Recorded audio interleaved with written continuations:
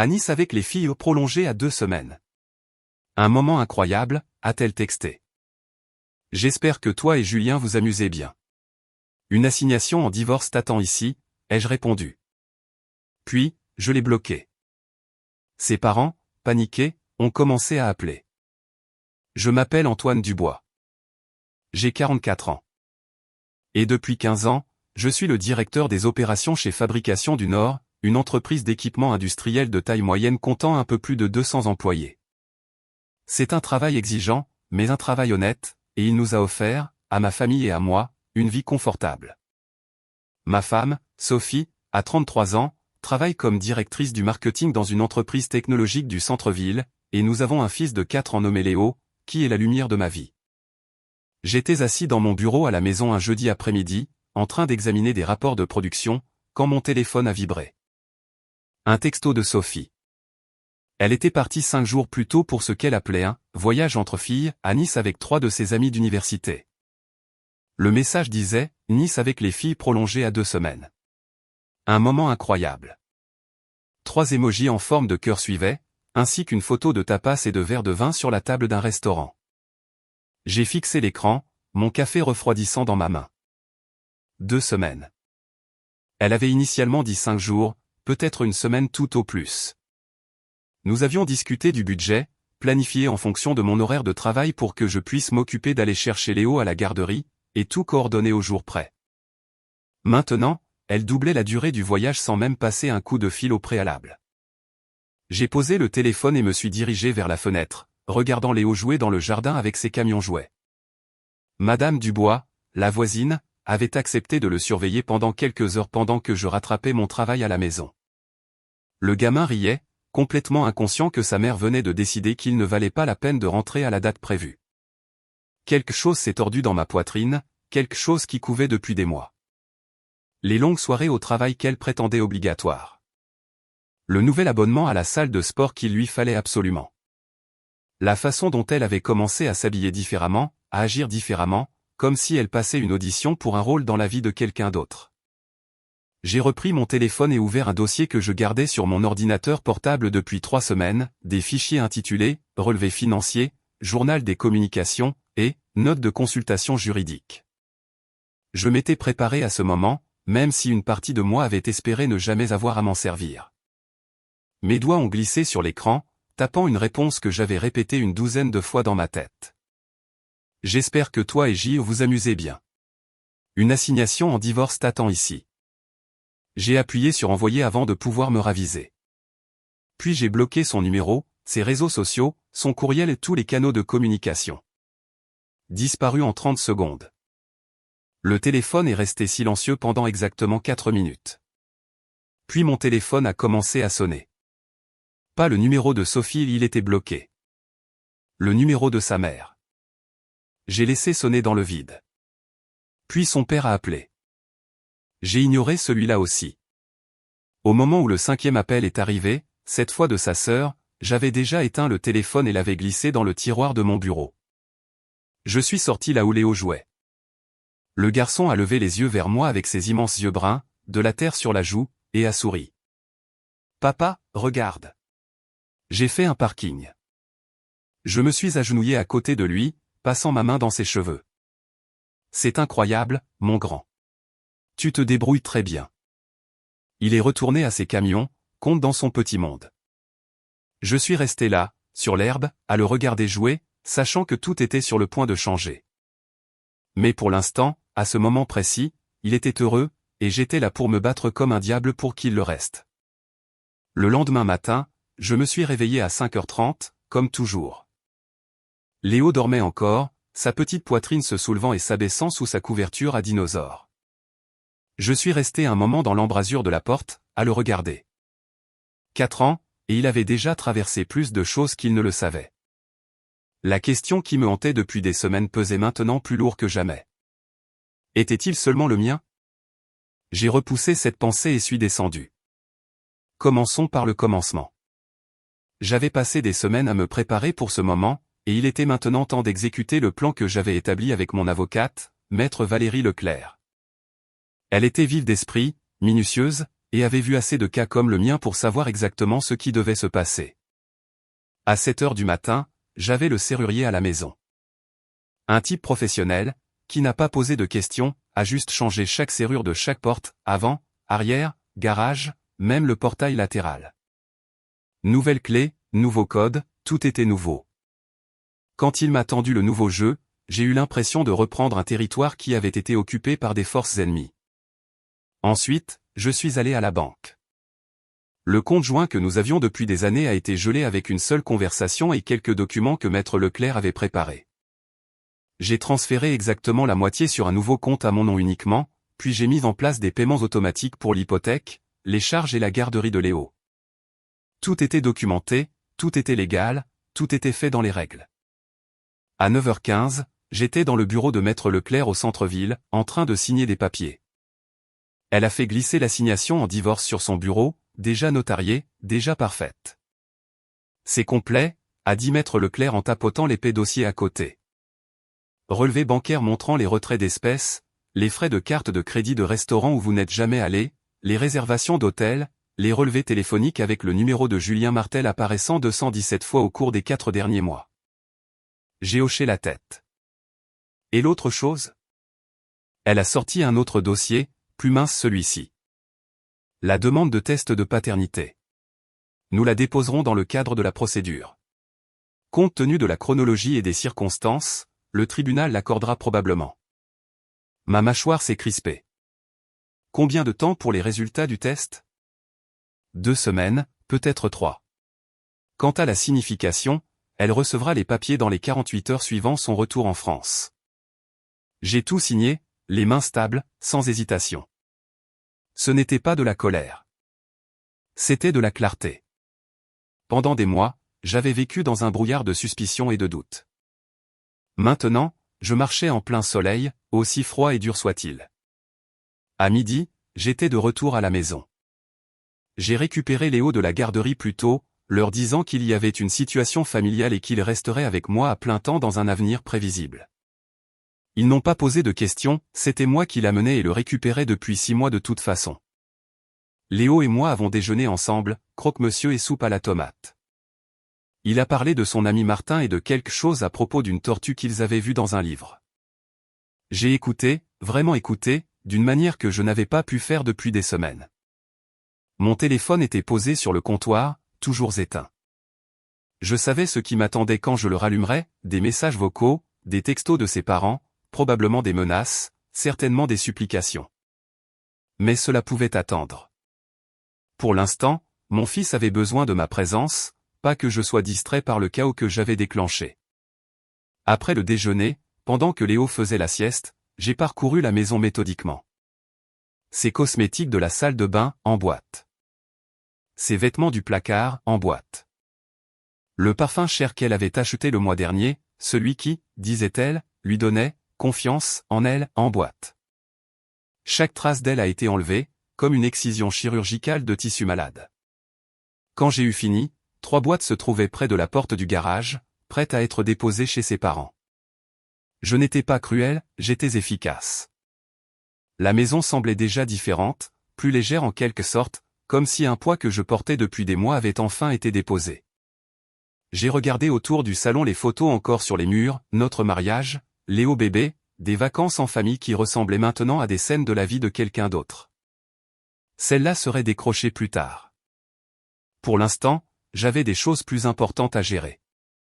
3 jours après avoir envoyé ce texto, j'étais assis dans un café à 2 pâtés de maison de mon bureau, attendant quelqu'un que je n'aurais jamais pensé avoir besoin de rencontrer. Il s'appelait Daniel Moreau, détective privé, ancien policier, fortement recommandé par Maître Leclerc. Il s'est glissé dans la banquette en face de moi, un dossier en manille sous le bras. La cinquantaine, les cheveux grisonnants, le genre de visage qui en avait trop vu et se souvenait de tout. Il n'a pas perdu de temps en mondanité. « Monsieur Dubois », a dit Moreau en ouvrant le dossier. « Vous avez eu raison de m'appeler. Votre femme a été bien occupée. » Il a étalé des imprimés sur la table, relevés bancaires, reçus de cartes de crédit, itinéraire de voyage. Mes yeux sont allés directement aux chiffres. 45 000 €. C'est la somme qui avait disparu de notre compte d'épargne au cours des 8 derniers mois par des retraits d'espèces et des virements que je n'avais jamais autorisés. Comment, ai-je demandé, la voix tendue. Elle avait accès à vos comptes. Les comptes joints sont des cibles faciles. Moreau a tapoté un reçu. Celui-ci est intéressant. Une note d'hôtel à Lyon il y a 4 mois. L'hôtel de la Cité, suite présidentielle. 3 nuits. Vous étiez en ville pour une conférence à ce moment-là, n'est-ce pas? J'ai hoché lentement la tête. Le sommet annuel des opérations de fabrication du Nord. J'ai séjourné au Mercure près de Rexpo. Elle a séjourné à l'hôtel de la Cité avec Julien Martel. Il s'est enregistré sous son nom, elle l'a rejoint plus tard. Moreau a sorti une autre feuille. Et ce reçu d'une bijouterie, 17 000 € pour une Rolex. Ça correspond à quelque chose que vous possédez. Non. C'est bien ce que je pensais. Mon avis est qu'elle l'a acheté pour Martel en cadeau. Le café dans ma tasse avait refroidi, mais je m'en fichais.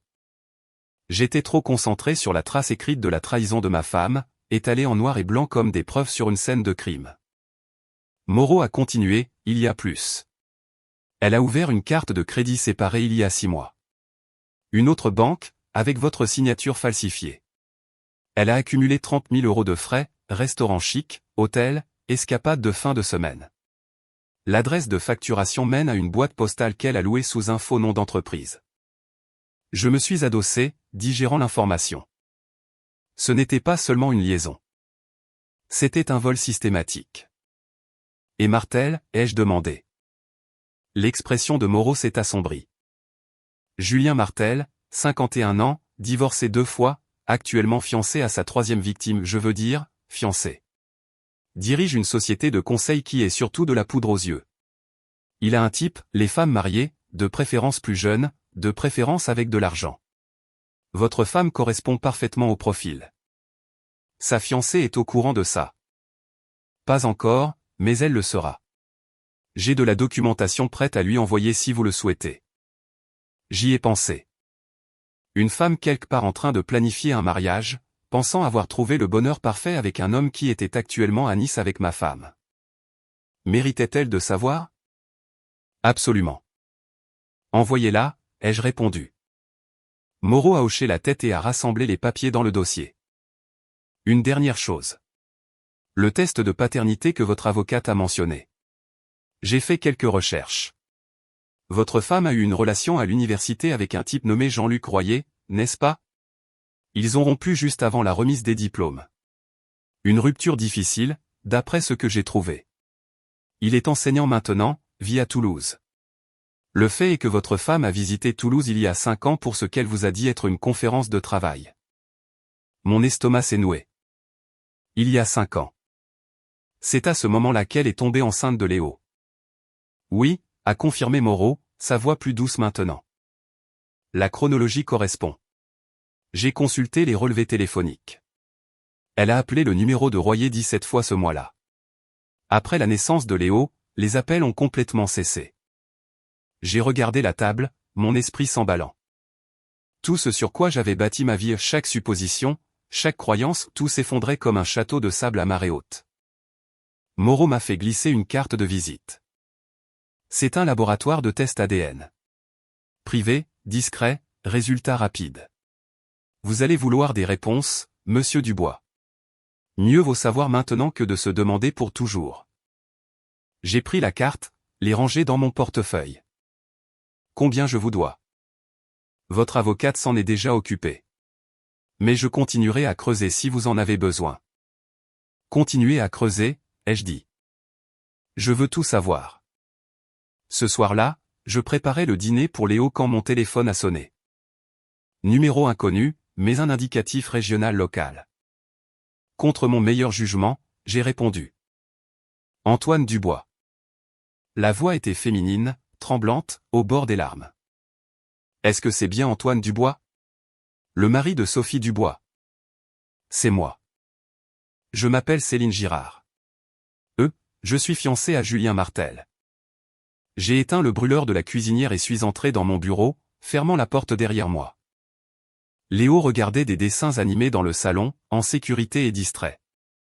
Cette conversation nécessitait toute mon attention. Continuez, ai-je dit prudemment. La voix de Céline s'est brisée. J'ai reçu un courriel ce matin. Des photos, des documents, des reçus. Votre détective les a envoyés. Julien et votre famille, je ne voulais pas le croire, mais j'ai appelé l'assistante de Julien, et elle a confirmé qu'il était à Nice depuis la semaine dernière. Il m'avait dit qu'il était à une conférence de conseil à Bordeaux. Je me suis assis à mon bureau, le poids de sa douleur traversant le téléphone comme une force physique. Je suis désolé que vous ayez dû l'apprendre de cette façon. Depuis combien de temps le saviez-vous, a-t-elle demandé. Je le soupçonnais depuis des mois. Je l'ai confirmé il y a quelques jours quand elle m'a texté de Nice pour prolonger son voyage. C'est là que j'ai demandé le divorce. Silence de son côté, puis un son comme si elle essayait de se ressaisir. Ils ont dépensé mon argent, a dit Céline doucement. J'ai donné 38 000 € à Julien il y a 3 mois. Il a dit que c'était pour développer son entreprise, que nous serions partenaires. Il l'a dépensé pour elle, pour des hôtels, pour des bijoux, pour ce voyage en France. J'ai vu les reçus dans le courriel. Mon argent a payé pour leur liaison. Ma main s'est resserrée autour du téléphone. L'avez-vous confronté? J'ai rompu les fiançailles il y a 1 heure. Je l'ai appelé à Nice, je lui ai tout dit. Il a d'abord nié, puis a essayé de blâmer votre femme, disant qu'elle l'avait séduit, qu'il était vulnérable après son dernier divorce. Je lui ai raccroché au nez. Bien, ai-je répondu. Il ne mérite pas d'explication. Votre femme était là quand j'ai appelé, a poursuivi Céline. J'ai entendu sa voix en arrière-plan, demandant qui était au téléphone. Julien lui a dit que ce n'était personne d'important. C'est là que j'ai su avec certitude. Je n'étais personne d'important, juste un chéquier avec un cœur qui bat. J'ai expiré lentement. Que allez-vous faire? Je l'ai déjà fait. J'ai appelé mon avocat, gelé tous mes comptes et intenté une poursuite au civil contre Julien pour fraude. Il ne s'en tirera pas comme ça. Elle non plus. Il y avait de l'acier dans sa voix maintenant, le genre qui vient quand le chagrin se transforme en détermination. Je l'ai reconnu parce que j'avais entendu le même ton dans ma propre voix 3 jours plus tôt. Si vous avez besoin de quoi que ce soit, ai-je dit, un témoignage, de la documentation, tout ce que je peux fournir pour aider votre cas, c'est à vous. Merci, a répondu Céline. Et Antoine, je sais que ça n'aide pas beaucoup en ce moment, mais votre fils a de la chance d'avoir un père qui est prêt à se battre pour lui. Quoi qu'il arrive avec le test de paternité, ne laissez pas cela changer votre façon de le voir. Il est innocent dans tout cela. Ces mots m'ont frappé plus fort que je ne l'aurais cru. Je ne le ferai pas, ai-je promis. Après avoir raccroché, je suis resté assis dans le silence de mon bureau, fixant la photo de famille sur mon bureau, Sophie, Léo et moi à la plage l'été dernier. Nous sourions tous, nous prétendions tous que tout allait bien. J'ai retourné le cadre face contre table. Dans le salon, Léo a ri de quelque chose à la télévision, sa voix claire et insouciante. Il ne savait pas encore que sa mère pourrait ne pas rentrer à la maison. Il ne savait pas que l'homme qui l'appelait, papa, pourrait ne pas être son père biologique. Il ne savait pas que son monde entier était construit sur des mensonges. Mais il saurait qu'il était aimé. Peu importe ce que dirait le test ADN, peu importe les batailles juridiques à venir, Léo saurait que je l'avais choisi. Chaque jour, je le choisirais. C'était la seule vérité que je pouvais contrôler dans une vie qui n'était devenue que question. Le centre de test se trouvait dans un bâtiment médical banal près de l'autoroute A6, le genre d'endroit devant lequel on passerait 100 fois sans le remarquer. J'ai porté Léo à l'intérieur un mardi matin, sa petite main serrant son dinosaure en peluche préféré. « Où allons-nous, papa ?» a demandé Léo, sa voix curieuse mais pas inquiète. À 4 ans, les cabinets médicaux n'étaient que des endroits avec des sucettes à la fin.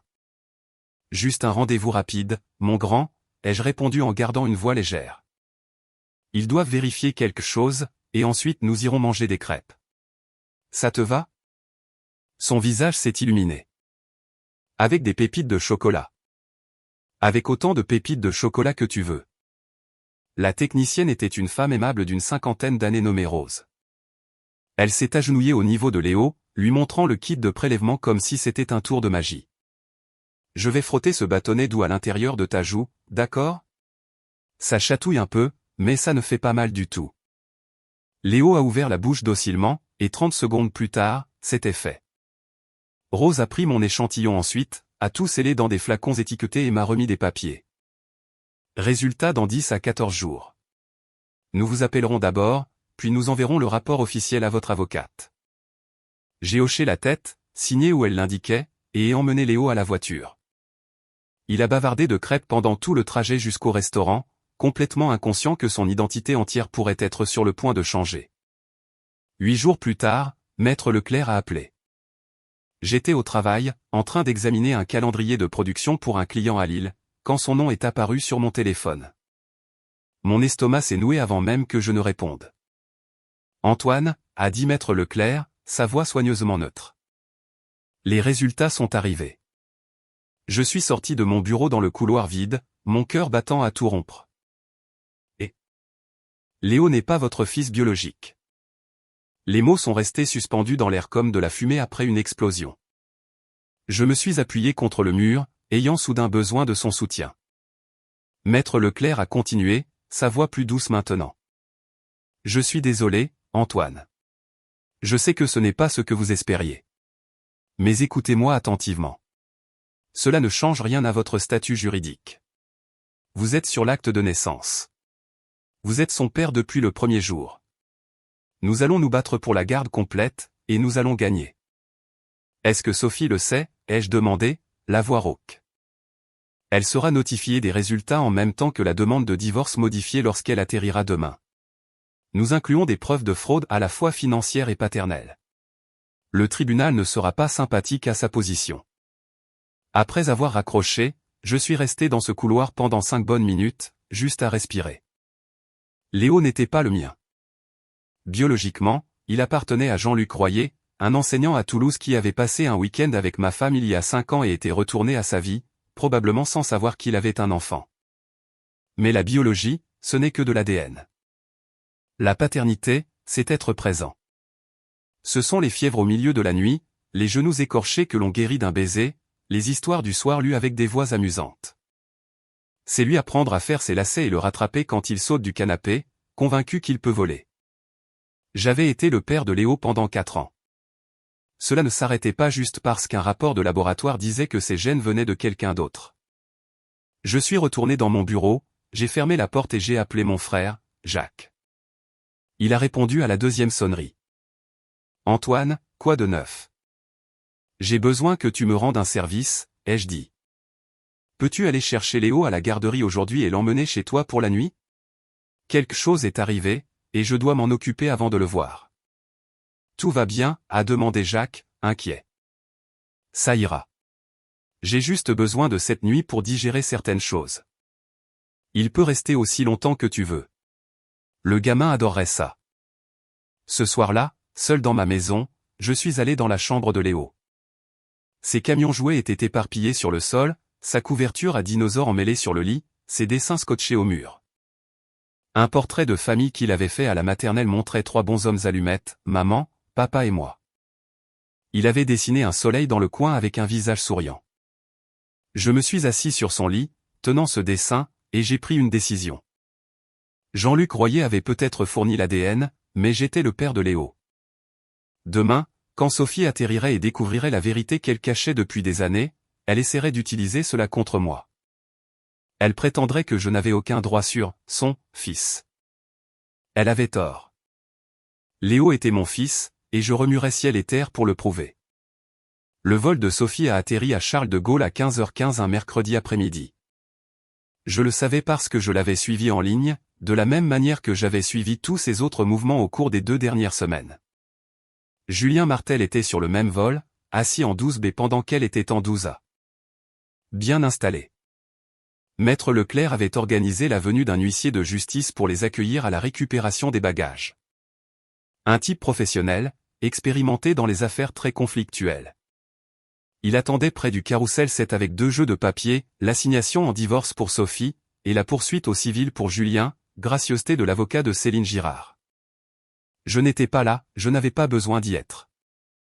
Maître Leclerc avait demandé à quelqu'un d'enregistrer discrètement toute la scène sur son téléphone à distance. Elle m'enverrait la vidéo plus tard. Au lieu de cela, j'étais à la maison avec Léo, que j'avais récupéré chez Jacques ce matin-là. Nous construisions un château de blocs de bois quand mon téléphone a vibré. Un texto de Maître Leclerc, elle a été notifiée. Julien aussi. Tous deux réagissent mal. Je pouvais l'imaginer, Sophie, bronzée et détendue après 2 semaines à Nice, soudainement frappée par des papiers de divorce détaillant sa liaison, l'argent volé et la fraude à la paternité. Julien, notifié d'un procès de son ex-fiancé pour fraude et détresse émotionnelle. Tous deux, debout au milieu de l'aéroport international Charles de Gaulle, leur mensonge soigneusement construit s'effondrant en temps réel. Mon téléphone a sonné 10 minutes plus tard. La mère de Sophie, Caroline. J'ai laissé le message aller sur la boîte vocale. Puis son père, Richard. Boîte vocale. Puis Sophie elle-même, d'un numéro que je ne reconnaissais pas, probablement emprunté à quelqu'un à l'aéroport. Je l'ai bloqué. À 16h30, on a sonné à ma porte. J'ai regardé par le Judas et j'ai vu Caroline debout sur mon porche, le visage rouge et strié de larmes. Derrière elle se tenait Richard, qui avait l'air plus vieux que dans mon souvenir. J'ai ouvert la porte mais ne les ai pas invités à entrer. Caroline. Richard. La voix de Caroline est sortie d'un trait, désespérée et suppliante. Antoine, s'il vous plaît. Sophie nous a appelés de l'aéroport. Elle est dévastée. Tout ceci est un terrible malentendu. Il n'y a pas de malentendu, ai-je répondu calmement. Votre fille a eu une liaison avec Julien Martel pendant au moins 6 mois. Elle a volé 45 000 € sur nos comptes, et elle a menti sur la paternité de Léo pendant 4 ans. Ce sont des faits, pas des malentendus. Richard s'est avancé, essayant d'adopter un ton raisonnable. Antoine, je sais que vous êtes blessé et en colère, mais pensez à Léo. Il a besoin de sa mère. Il a besoin de stabilité. Il a besoin d'un parent qui ne l'abandonne pas pendant des semaines pour partir en vacances avec son petit ami, ai-je corrigé. Il a besoin de quelqu'un qui dit la vérité. Vous n'êtes même pas son vrai père, a lâché Caroline, avant de paraître immédiatement horrifiée par ses propres mots. Le silence qui a suivi était polaire. Je l'ai regardé avec une expression assez froide pour geler l'eau. J'ai été son père depuis le jour de sa naissance. Je l'ai nourri, habillé, aimé et élevé. Jean-Luc Royer a fourni l'ADN. J'ai contribué à tout le reste. Alors, oui, Caroline, je suis son vrai père. Le seul qu'il ait jamais connu. Richard a posé sa main sur le bras de Caroline, essayant de la calmer, mais elle l'a repoussé. Sophie a fait une erreur. Une seule erreur, il y a 5 ans. Allez-vous vraiment la punir pour toujours? Une erreur? J'ai failli rire. Elle a une liaison depuis 6 mois. Elle a volé près de 47 000 €. Elle a menti sur la paternité pendant 4 ans. Ce n'est pas une erreur, Caroline. C'est un ensemble de tromperies. Elle veut rentrer à la maison, a dit Richard doucement. Elle veut vous parler, voir Léo, essayer de réparer ça. Les serrures ont été changées, ai-je répondu. Ce n'est plus sa maison, et elle ne verra pas Léo avant que le tribunal ne décide des modalités de garde. Le visage de Caroline s'est effondré. Vous ne pouvez pas l'empêcher de voir son fils. Je n'empêche personne de voir qui que ce soit. Le système judiciaire déterminera ce qui est le mieux pour Léo. D'ici là, il reste avec moi dans un environnement stable avec un parent qui ne l'a pas abandonné pour des vacances européennes avec son amant. J'ai commencé à fermer la porte, mais Richard a parlé une dernière fois. Antoine, s'il vous plaît, laissez-la au moins parler à Léo au téléphone. Il doit être confus de ne pas savoir où elle est. J'ai marqué une pause, j'ai réfléchi, puis j'ai secoué la tête. Léo pense que sa mère est toujours en voyage. Quand il pose des questions sur elle, je lui dis qu'elle sera à la maison quand elle sera prête. Je ne vais pas le mettre au milieu de ce désordre ni laisser Sophie l'utiliser comme monnaie d'échange émotionnelle. Quand le tribunal dira qu'elle peut avoir des visites supervisées, nous l'organiserons. D'ici là, aucun contact. J'ai fermé la porte sur leurs protestations, les verrouillé, et suis retourné dans le salon où Léo jouait toujours avec ses blocs. Il a levé les yeux vers moi avec ses grands yeux bruns. C'était qui à la porte, papa? Personne d'important, mon grand, ai-je répondu en m'asseyant à côté de lui. Finissons ce château. Pendant les jours qui ont suivi le retour de Sophie en France, Daniel Moreau m'a appelé avec des nouvelles qui m'ont fait bouillir le sang. J'étais à mon bureau, en train de terminer une réunion de production, quand son nom est apparu sur mon écran. Monsieur Dubois, j'ai quelque chose que vous devez voir, a dit Moreau, la voix sombre. Pouvez-vous me rejoindre dans 1 heure? Nous nous sommes retrouvés dans le même café, à la même table. Il a fait glisser un dossier sur la table, plus épais que le précédent. Votre femme a ouvert une carte de crédit il y a 8 mois, a commencé Moreau. Elle a utilisé vos informations. A falsifié votre signature sur la demande. Une banque différente de vos comptes principaux, c'est pourquoi vous ne l'avez pas remarqué. L'adresse de facturation menait à une boîte postale qu'elle avait louée sous un faux nom d'entreprise, Solutions Marketing du Nord. J'ai ouvert le dossier, parcourant les relevés. Dépenses après dépenses, toutes pour des articles de luxe et des expériences que je n'avais jamais autorisées. Le total en bas m'a retourné l'estomac, 30 000 €. Ce n'est pas tout, a poursuivi Moreau. Elle a également retiré de l'argent du fonds d'études de Léo. Vous aviez mis en place un plan d'épargne pour lui, n'est-ce pas? Vous y versiez 475 € par mois depuis sa naissance? Oui, ai-je dit, la mâchoire crispée. Ce compte devrait contenir plus de 24 000 € maintenant. Moreau a fait glisser un autre document. Il en contient 8 cents. Elle retire des fonds depuis 1 an. De petites sommes au début, puis des montants plus importants. Le dernier retrait a eu lieu 2 semaines avant son départ pour Nice, 14 000 €, vidés en une seule transaction. Mes mains se sont serrées en poing sur la table. Elle avait volé notre fils. L'avenir que j'avais soigneusement construit pour Léo, peu importe de quel ADN il était porteur. Cet argent était censé payer ses études, des opportunités, une base dans la vie. Où est-il allé, ai-je demandé, la voix dangereusement calme.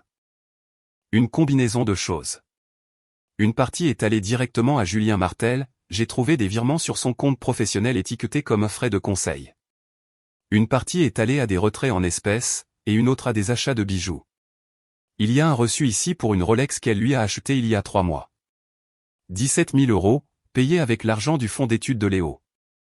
J'ai regardé le reçu, la manière désinvolte avec laquelle ma femme avait volé l'avenir de notre fils pour acheter des cadeaux à son amant. Ce n'était plus seulement de la trahison.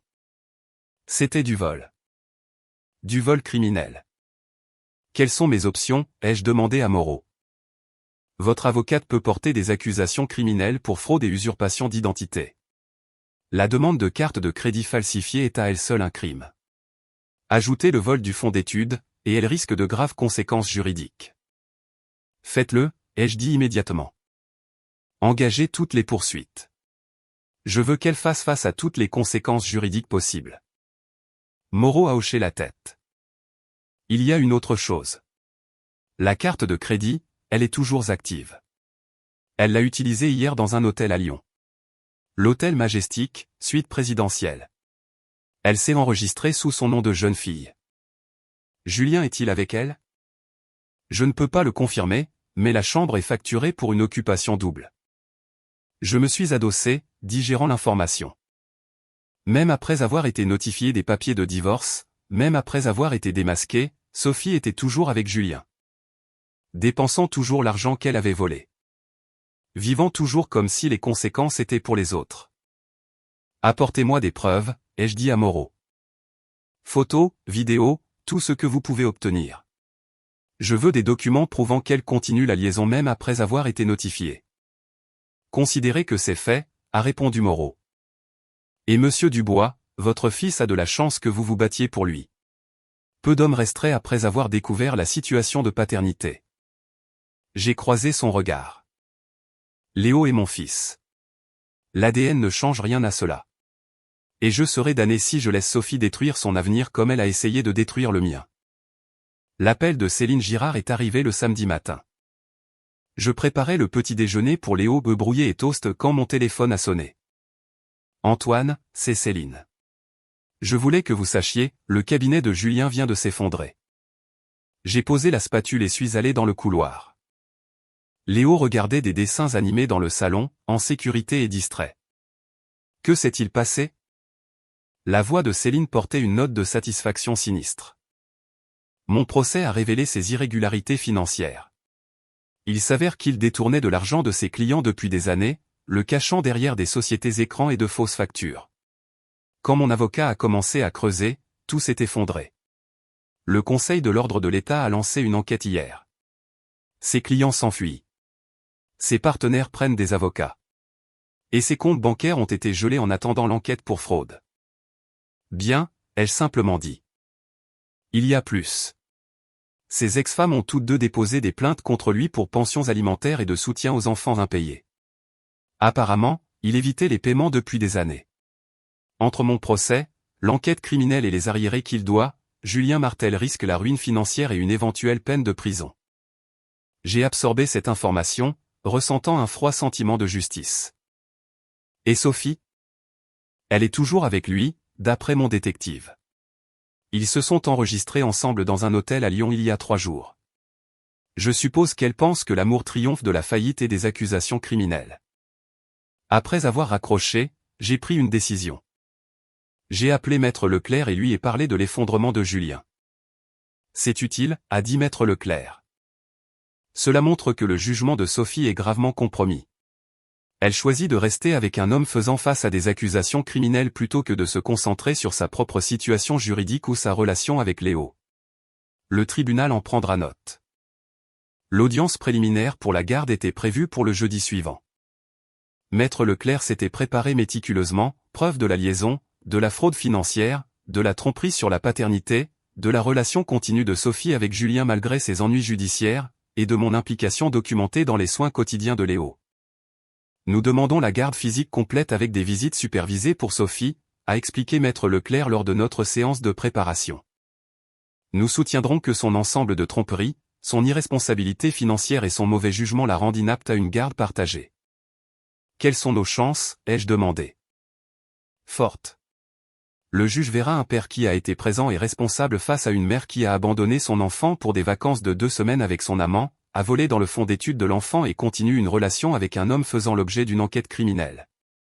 L'image qu'elle renvoie est terrible. Le jeudi est arrivé.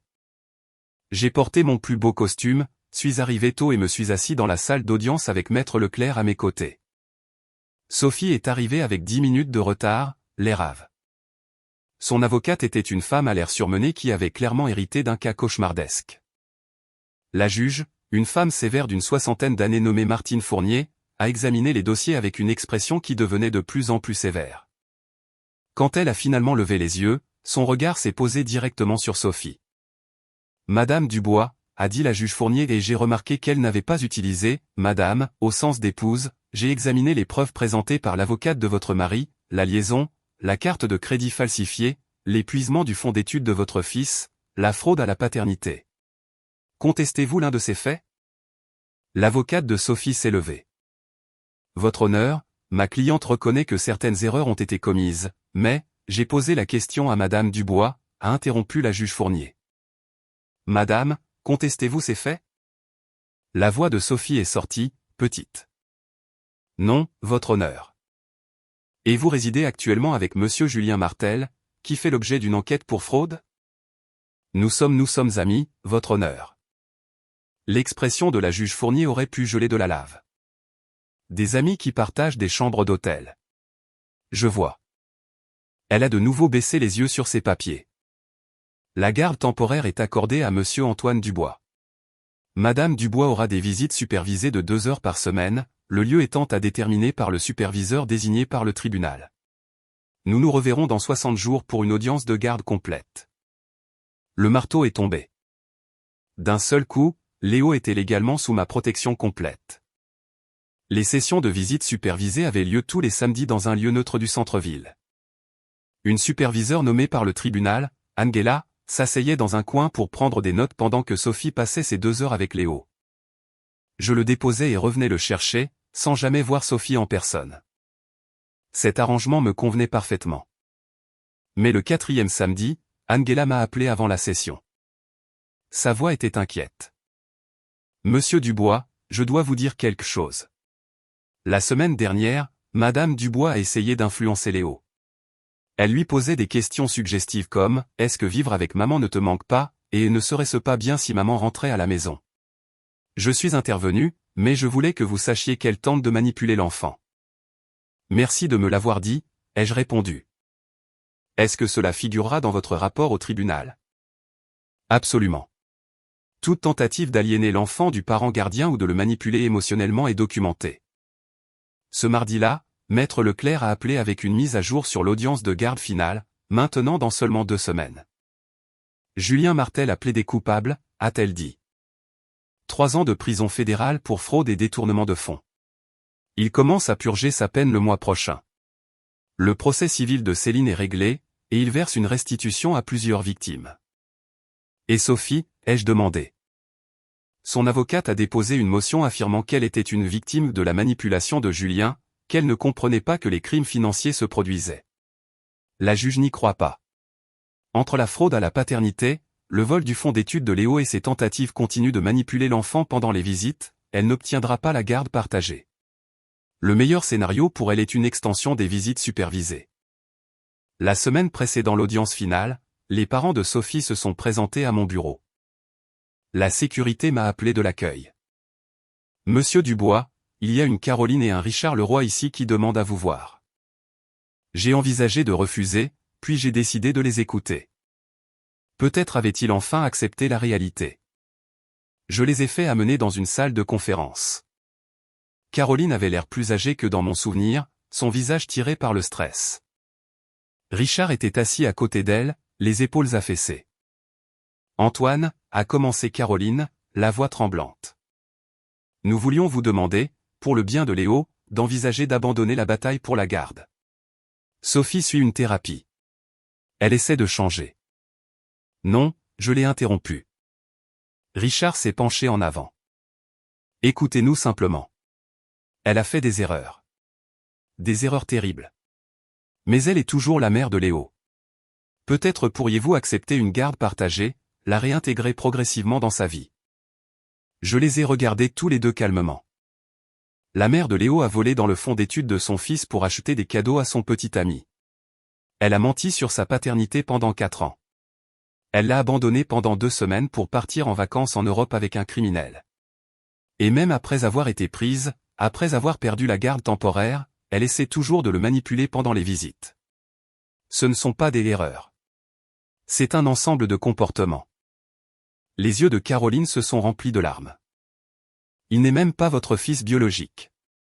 Pourquoi vous battez-vous si fort? Parce que je suis son père, ai-je simplement répondu.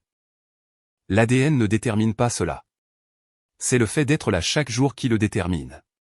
Et j'ai été là depuis le premier jour, ce qui est plus que ce que je peux dire de Sophie ces 6 derniers mois. Ils sont partis sans un mot de plus. Je suis retourné au travail, ma résolution plus ferme que jamais. L'audience de garde finale a eu lieu par un froid matin de novembre.